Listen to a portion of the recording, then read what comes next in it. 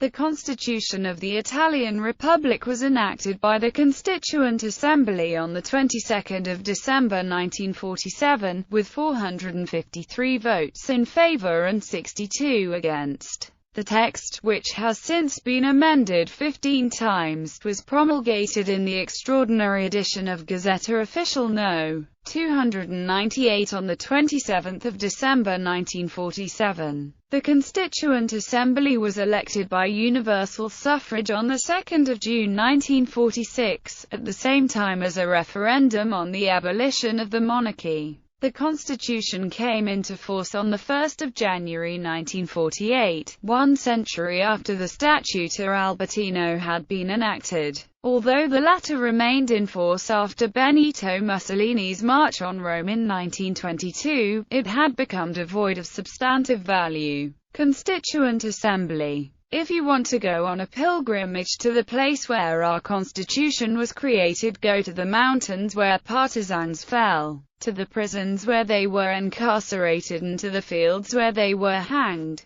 Wherever an Italian died to redeem freedom and dignity, go there, young people, and ponder, because that was where our Constitution was born. Piero Calamandrei. The groups that composed the Constituent Assembly covered a wide range of the political spectrum, with the prevalence of three major groups, namely Christian Democrats, liberals and leftists. All these groups were deeply anti-fascist, so there was general agreement against an authoritarian constitution, putting more emphasis on the legislative power and making the executive power dependent on it. So the Constitution doesn't follow the concept of separation of powers as conceived by major figures of the Enlightenment like Kant and Montesquieu, and incorporates mechanisms to protect the needs of governmental stability while avoiding any degeneration of parliamentarism. All the different political and social views of the Assembly contributed in shaping and influencing the final text of the Constitution. For example, constitutional protections concerning marriage and the family reflect natural law themes as viewed by Roman Catholics, while those concerning workers' rights reflect socialist and communist views. This has been repeatedly described as the constitutional compromise,